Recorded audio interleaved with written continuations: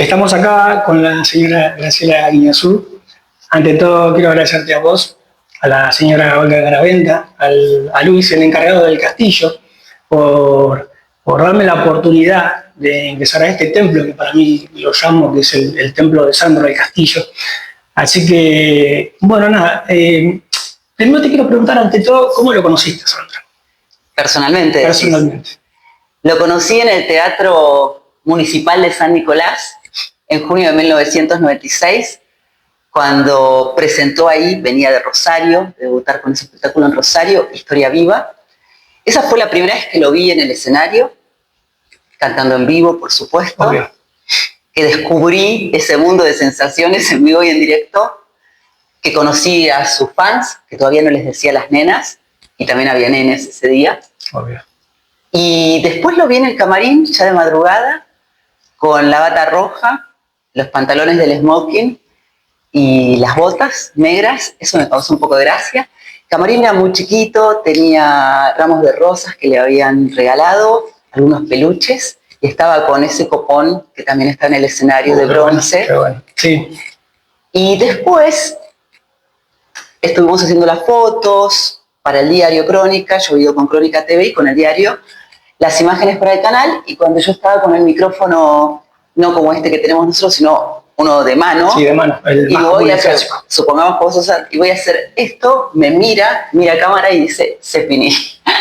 Así que no le hice la nota ese día. Y luego, ya más de madrugada, coincidimos en el restaurante donde él estaba cenando con todo su equipo, con sus músicos, y ahí yo siempre pienso que tuve la primera aproximación a lo que después llamé Don Sánchez, porque él estaba con un jean, con un buzo, contando anécdotas. De entre casa, eso, de entre casa. Muy divertido, muy charlatán.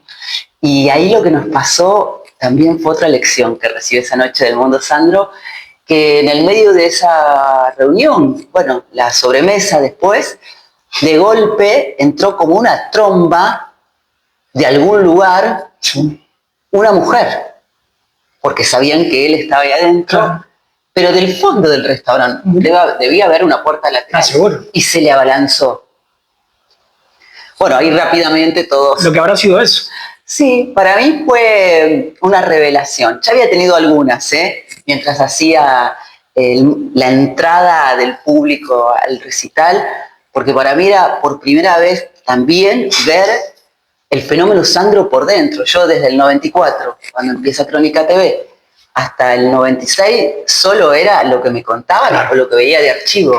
Eso fue, para mí, como digo siempre, recibirme en la licenciatura El Mundo Sandro. El Mundo Sandro. Es que era un tipo muy amable, muy entrador, y creo que a todos le gustaba. No había persona que no le gustaba a Sandro. Te quería contar algo. Cuando vos nombraste recién el tema del copón, puede ser que él haya hecho copias y se los haya regalado a los músicos. ¿Copones? ¿Copones? Es que lo que pasa es que no tenía un solo copón. No tenía una sola bata, no tenía de todo. Por lo menos tenía dos opciones. Y copones ahí, sí, en Banfield sigue habiendo muchos. Hay uno acá abajo en el castillo, en la parte del bar temático, donde hay algunos objetos más, además de los que estamos viendo en este último piso, el segundo, que aquí era la oficina de él. Aquí funcionaba su oficina y ahora suceden cosas. Está el auditorio Roberto Sánchez, donde a veces se hacen encuentros y se proyectan distintos momentos de su vida artística. Te quería preguntar, yo sé que es difícil elegir un tema, pero si tendrías que decir, este es el tema de Sandro, ¿cuál es? ¿Uno solo de verdad o puedo extenderme? No, puedes extenderte, obvio. El primero de mi lista es Atmósfera Pesada. Atmósfera Pesada. Porque es un rock, porque él la escribió y la grabó ya siendo solista, ya dedicado a la balada romántica, y sin embargo el rock seguía vibrando en él, como siempre lo contó por otra parte, hasta su último aliento, como solía decir. Claro. Después me gusta mucho Porque yo te amo, que hasta que aprendí cómo se llamaba, para mí era por ese palpitar. Por ese palpitar. Porque es una declaración de amor bellísima y por otra parte, porque sinceramente siento que solo la puede cantar él. Sí, no hay para llegar a ese tono, para esa interpretación. También me gusta Penumbras, la de la bata roja, por todo lo que significa. Aquí en el castillo, en este piso donde estamos, hay un piano detrás de cámara. Hermoso piano. Hermoso piano. Hermoso piano. E imaginemos que él está acá, es el pasillo de un canal, no del castillo. Exacto. E ingresa una morocha espectacular, Julia Scuffy, y él lo primero que piensa es Miss Argentina. Por otra parte, la mujer que lo acompaña en Una muchacha y una guitarra en la tapa del disco, y él lo primero que piensa es La noche se perdió en tu pelo. Esa también me parece otra hermosísima inspiración y declaración de amor. Y finalmente me gusta mucho Lluvia de Rosas. Lluvia de Rosas. Sí, entre tantas otras, ¿no? Porque después empezamos a hablar de así, No. empezamos a profundizar, Ave de Paso, bueno, son es que no hay temas. No hay temas. Te quería decir algo ya que hablaste de la señora, de Buffy. Como Sandro siempre fue una persona que lo involucraron con muchas mujeres, ¿no? Pero dame de tu punto de vista, ¿cuáles fueron las mujeres de él que realmente amó, por decirlo así? Bueno, él tuvo una primera etapa en donde tuvo distintos amores y de distintas intensidades y que los hacía públicos por otra parte. En su primera etapa de Sandro Luz de Fuego y en su primera etapa de Sandro solista, Julia Scuffy fue un amor que él reconoció. Ella incluso dio notas diciendo que era la novia de Sandro. Exacto. Pero bueno, luego ya en el 69, cuando la conoce a Julia Viziani, que fue su primer gran amor, dicho por él, a partir de ese momento ya no habló de su vida privada. Es que no hablaba. No hablaba de sus mujeres, pero antes de Julia sí. Y cuando se separaron en 1981, él comenzó a salir con la exmujer de Alberto Olmedo, Tita Ruz. Los descubrieron. Igual yo tengo mi teoría ahí. Lo que habrá sido eso. Si vos no querés que te descubran, él era muy hábil en eso. Okay. Lo descubrieron, le sacaron una foto, así que finalmente blanquean ese noviazgo con una foto de tapa. Sí. Fue un amor intenso que duró 6 o 7 meses. Y después, muchos años después, ya se empezó a hablar de su pareja, de María Elena. Yo la conocí a María Elena. Él la presentó en un momento en el año 2001 ya como su mujer, como su nombre y apellido. Luego se separó después de muchos años de María Elena en el 2004. Y en el 2005 confesó que estaba enamorado de Olga Garaventa. A mí me lo contó en la última nota mano a mano que hicimos. Lo que habrá sido eso. Exclusiva en el locutorio de su casa de Banfield, que estaba muy agradecido porque él decía que Dios le había dado los ojos para verla y que él no se iba a perder esa oportunidad que le ofrecía el amor otra vez. Y de hecho, bueno, fue con quien se casó por civil y por iglesia, por quien abandonó la soltería, como decía. Que la presenta, por decir así, públicamente en el Senado, ¿no? Claro. En el 2006, cuando recibió el premio Mención de Honor Domingo Faustino de Sarmiento, el 14 de agosto de 2006, y después cuando hizo la presentación del disco de poemas Secretamente Palabras de Amor para escuchar en penumbras, cuando Mercedes Sosa le entrega el disco de platino y cantan juntos como La Cigarra, un poquito. Fíjate que como La Cigarra es la canción con la que abre arriba, él ahí lo que dijo fue que Olga era quien había puesto en orden su corazón. Siempre en las declaraciones de él vas a encontrar definiciones que son absolutamente sencillas, pero que lo dicen todo. Obvio.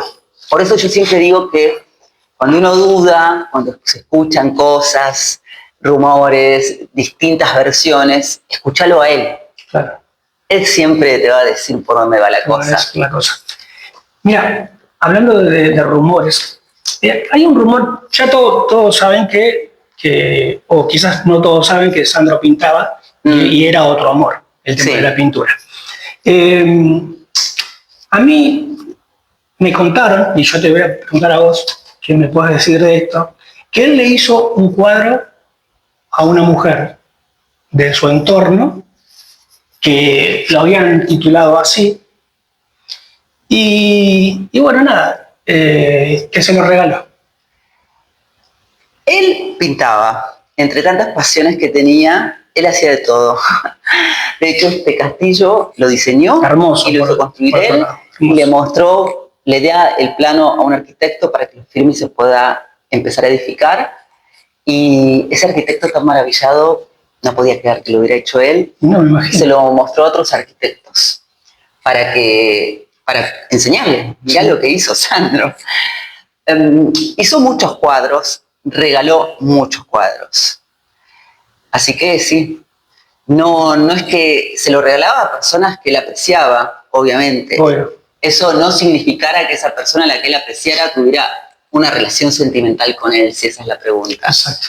Lo que quería decir era que por alguna razón vos habías entrado en su mundo íntimo, ya sea como amigo, como familiar, y él sí regalaba muchísimos cuadros. Lo ha regalado muchos cuadros, algunos apenas él falleció lamentablemente han sido puestos a la venta por algunas que tenían. Obvio. Y hay otros que están en Banfield, porque hay todo tipo de cuadros. Él hacía al óleo, hacía después ya con la computadora. Sí. En la cocina de Banfield hay un montón de los cuadros que él hacía, un montón, bueno, varios. Tengo que pensar, creo que son 5 en total. Después en el piano bar, en un pequeño barcito que hay en la biblioteca, están mini cuadros, diría yo, porque son dibujos acerca de los tragos. Así que sí. Hay un detalle de ese cuadro que está firmado con la firma personal de él. Él tenía varias firmas. No la comercial, la que conocemos todos, no. Está firmado con la firma personal. ¿Cuál es la firma personal, Gustavo? Y no te la puedo decir ahora. Bueno, no, es simple, porque en la casa firmaba RS, sí. Los cuadros que yo he visto, Roberto Sánchez. Sí. Esas eran sus firmas. La comercial es Sandro, y a veces Sandro la firma y abajo Roberto Sánchez. Claro, yo cuando digo firma personal, es la que en su momento firmaría sus documentos, sus cosas personales, con esa firma. Bueno, él firmaba, como te digo, la firma personal son 2, RS o Roberto Sánchez. Bien. Y ya que estamos, tenemos que aclarar que es Roberto Sánchez, no Roberto Sánchez Ocampo. Ah, no. Ocampo era el apellido de la mamá, por supuesto, sí, de Lina, pero él no estaba anotado en el registro civil con el apellido Ocampo. No. Incluso en Facebook hay fans que ponen Ocampo. Sí, pero no es así. Bueno.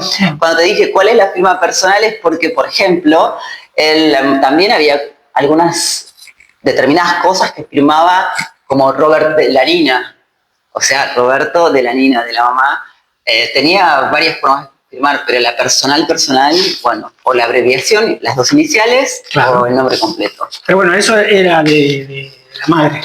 El Robert de la Nina, sí. Era de la madre. Sí. ¿No? También había algunas cosas que firmaba como Juan Sebastián Sánchez. Claro, me imagino. Así que tenía como varias maneras. Sí. Por eso era Sandro. Sí, pero los cuadros ahora estoy pensando, los que están en la casa, casi todos están con RS. Estoy casi segura. Puede ser, la verdad que no te sabría decir porque lo desconozco. Estoy casi segura. Sí, estoy tratando de hacer memoria mientras hablo con vos. Me estoy metiendo en un lugar que no sé. A ver, ¿cuál fue la noticia que más te impactó de él? Digamos, y decir, esta fue la noticia, con esto, la verdad que esto no... Como que te quedaste mal, digamos, por decirlo así de una forma. Personalmente, de la época que yo conozco, por supuesto, cuando el 18 de septiembre de 1998 en el Teatro Astengo de San Nicolás, en el Camarín, después del show, a la madrugada del 19, nos contó, le puso un nombre a su enfermedad. Todos sabíamos que algo le sucedía, lo que no se sabía era cuál era su su dolencia. Y ahí por primera vez creo que escuché la palabra EPOC, enfisema pulmonar crónico. Bravo. Me impactó mucho porque además, ¿cómo lo contó él? Era un silencio, estábamos todos escuchando lo que estaba contando, que incluso yo la primera vez que entré a la casa de Banfield, pasando el locutorio, y la primera vez que subí esas escaleras hacia la habitación de él, donde él en esa nota nos cuenta cómo escalón por escalón iba tratando de llegar a la ventana de la habitación. Yo lo primero que hice fue ese ejercicio, ir contando los escalones. Pasada esa noticia, en realidad, esa es la noticia que más me conmueve de Roberto Sánchez. La noticia de Sandro que más me conmueve también fue en una nota exclusiva, que fue en agosto del 2004, en un estudio de grabación, que empezamos la nota y él cuenta que no va a volver a cantar en vivo nunca más. Qué fuerte eso. Él se había despedido de los recitales de La Profecía el 16 de mayo, bueno, ya era la madrugada del 17, y volvía en septiembre, porque él decía, yo soy un cantante de verano ahora. Pero el esfuerzo físico que le demandó ese espectáculo, que además duraba como 2 horas y media. Sí, terrible. Ese esfuerzo físico, los médicos le dijeron, no puedes seguir cantando en vivo. Y él, en esa nota, me dice, yo no me quiero morir arriba de un escenario, y después me dice, porque yo puedo perder la vida, pero la vida no me la pierdo. Pero fue tan fuerte eso que él me contó, que nosotros empezamos la nota, así como estamos hablando vos y yo, creo que estábamos sentados al revés, o sea, distintos la disposición, y él me empieza a contar. Yo me sorprendo, yo pensaba que estábamos ahí por él, dijo que estaba por presentar, que estaba terminando de grabar Amor Gitano, y me sorprendo, él se emociona, y tenemos que cortar la nota. Y volver a empezar. Qué fuerte esa situación, ¿no? Sí, y fue muy fuerte. Y apenas terminamos la nota, cuando salgo de ahí, lo llamé a Héctor Ricardo García, que era el dueño del canal, el creador de Crónica TV, periodista, que fue mi maestro, y le cuento, y fue una placa roja de alcance mundial. Claro. Exacto. Para vos, Sandro hizo un culto de la amistad. Sí. De la amistad, de la palabra, del amor, del respeto. Él, de verdad, todo eso que siempre decía, lo creía profundamente y lo aplicaba. Para él era tan importante la palabra que a veces, y es verdad, que no firmaba contratos. Por eso también mucha gente, como alguna vez me dijo a mí en una nota, y se lo ha dicho a otros colegas, que lo defraudó. Claro, porque actuó de buena fe y lo terminaron defraudando. Sí, confiaba, pero sí, claro, la amistad para él era sumamente importante, tanto que él conservó hasta el último día a sus amigos del barrio, de Valentín Alsina, con quien sigue hablando, entre ellos Carlos Galopo, su mecánico, que era amigo de la infancia, además de ser su mecánico, Lito Vázquez, uno de los de Fuego, Marito González, como él le decía Jairo. Pagliaro, gran amigo de él, Porcheto de los últimos tiempos, pero también muy amigo. Sí, él hacía un culto de la amistad. Incluso él era un hombre muy católico, ¿no? Muy... Sí, también Pepe Treyes, con quien hizo ese vals que es divino. No te lo puse en el listado, lo que no pudo hacer. Él creía en Dios, a veces le decía el Barba, a Jesús a veces JC. Era católico, pero también él era una persona muy instruida, a pesar de que solamente había cursado la primera parte del primer año del secundario. Qué bárbaro. Pero leía muchísimo, así que le gustaban las religiones comparadas. Y bueno, de hecho él, cuando se casó por iglesia, con la ceremonia en la casa de Banfield, tuvo que tomar la comunión, porque no la había tomado. Claro, no se podía casar. Y por iglesia no te podías casar, sí, pero él creía mucho en Dios. Y él le rezaba cada día de su vida a Dios agradeciéndole que le dieron día más, sobre todo en la última etapa, y siempre te hablaba de que había un Santus en Banfield, y es verdad, está en la antesala de la biblioteca de Banfield, que le trajo un amigo de Jerusalén, uno de sus músicos. Es un lugar muy cuidado, muy emotivo. Cuando vos ingresás a la casa, por la entrada principal, hay una Biblia que Olga, su mujer, la dejó abierta donde la dejó abierta. Yo tuve la posibilidad hace varios meses de hablar con algunos de los músicos de él, con Black, con Bosch, con Jorge Villarreal, y todos hablan igual de la gran persona que fue. Era un tipo que él paraba a comer en el lugar, todos comían lo mismo, no había diferencia. No, era generoso, era solidario, la solidaridad en serio, no la que se hace pública para que todos digan, mira. Él incluso a mucha gente que ha ayudado era bajo el compromiso que vos nunca ibas a contarlo mientras él estuviera en este plano, digamos. Por eso después sí salieron a la luz muchas actitudes que él ha tenido. Otras fueron públicas, pero no por él. Por ejemplo, cuando ayudó a la Casa de Teatro, él no lo hizo público, público, pero también en todas las actividades que hacían sus clubes de fans en toda América, que eran muchos y algunos siguen estando, él donaba por ahí, vos le decías que ibas a hacer un evento benéfico y él donaba un vestuario, donaba alimentos no perecederos, tal vez, obviamente no iba, pero sí estaba presente con distintas donaciones. Era un tipo muy amable, muy dado, yo lo poquito que lo que tiene de lindo las redes, que por ejemplo, y sobre todo TikTok, que es donde más tengo seguidores,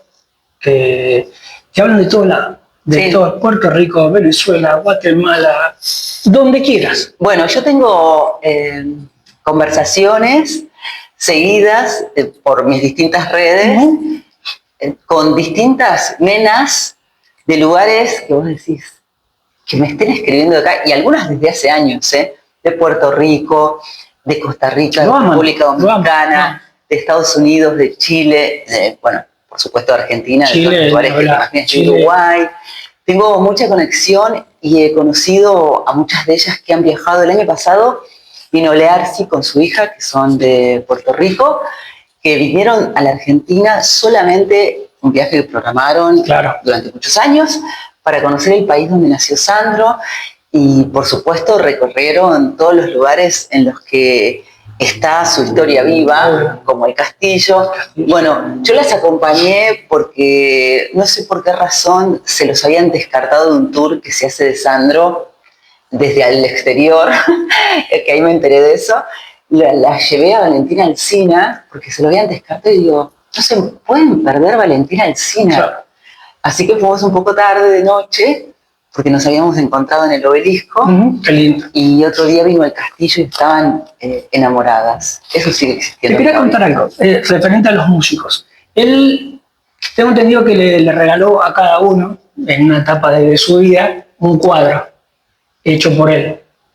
¿Qué me puedes decir de eso? Lo que te dije antes, él los cuadros se los regalaba a las personas. Con instrumentos. Sí. Todo hecho con instrumentos. Bueno, es que hay algunos, justamente en los teclados que tiene, en lo que sería la parte de la biblioteca más privada, donde tenía su home studio, digamos el último home studio que armó, porque hubo un momento que estaba en lo que se llama el piano bar, que es la casa de huéspedes. Ahí hay unos dibujos hechos con la computadora, con toda la orquesta. Eso lo hizo él, y sí, probablemente se los haya regalado porque ahí tenía él la distribución de toda la orquesta, y si vos dabas vuelta, todos los instrumentos también. Pero como te digo, y además, bueno, vos pensás que él durante toda su carrera ha tenido distintos músicos, una cantidad enorme de músicos que fueron cambiando por distintas razones. Obvio. Exacto. ¿Qué nos dejó Roberto y qué nos dejó Sandro para vos? Personalmente, en lo personal a mí o en general. En general. Yo creo que Roberto Sánchez lo que ha dejado es Un legado que yo siempre digo que es patrimonio inmaterial de nuestra cultura argentina, latino y americana. Trasciende al artista por los valores que ahora por ahí no están tan de moda, No. pero que son muy importantes. Gracias, por favor, la palabra, la amistad, la familia, el amor. Creo que fundamentalmente, además, lo que Roberto Sánchez nos dejó fue a Sandro. Y a Sandro convertido en leyenda, en mito. Eso lo hizo él. Lo hizo él a partir de su decisión de volver a cortar la calle Corrientes cuando quiera regresar con todo y empieza a actuar en el Teatro Gran Rex con 30 años de magia, que bate el récord de Soda Stereo y finalmente logra ese récord de 40 recitales con gracias 35 años de Amores y Pasiones en la temporada 98-99. Y Sandro, bueno, y Roberto nos regaló y nos dejó este castillo. Nos regaló no porque nos pertenezca, sino porque es un regalo que nos hizo. Y Sandro nos dejó su música, su palabra, sus canciones, su composición, las películas. Sandro que se siguen dando y uno la ve y la ve y la ve. Yo las tengo y a veces pongo fragmentos y no me canso nunca. No, es que además ahora fueron remasterizadas, así que tienen otra calidad. Sandro para mí nos dejó, acá se mezclan un poquito, su palabra, más allá de todo lo artístico, su palabra. O cualquier entrevista que escuches de Sandro, desde las primeras, en blanco y negro, hasta las últimas, siempre vas a encontrar algo para reflexionar. Yo buscando las notas que le hice, viéndolas este verano, encontré, por ejemplo, una del 2001, el último recital del Hombre de la Rosa en Rosario. Yo veía, no te puedo explicar cómo, yo lo estaba esperando primero del lado de afuera del teatro, del círculo, y después entré. Entonces cuando él llega al pasillo, entra por la puerta lateral, un pasillito, yo estaba toda empapada. Y él también. Entonces yo le digo, don Sánchez, ¿cómo le va? Y él me dice, medio mojado, pero vamos. Bueno, en esa entrevista que hicimos junto al piano, fui testigo primero, lo estaban esperando unas mujeres que venían de un lugar de la provincia de Santa Fe, se habían como un tour para ir a verlo, las recibió aparte, antes de cambiarse inclusive, y después en el piano. En esa entrevista habló de la actualidad del país. Que sabía todo. Sí, de los tiempos cuando él viajaba en aerolíneas argentinas, habló de la guerra en Afganistán. Es decir, que si vos escuchás esa entrevista hoy, perfectamente encaja con la actualidad argentina y del mundo. Es de hoy.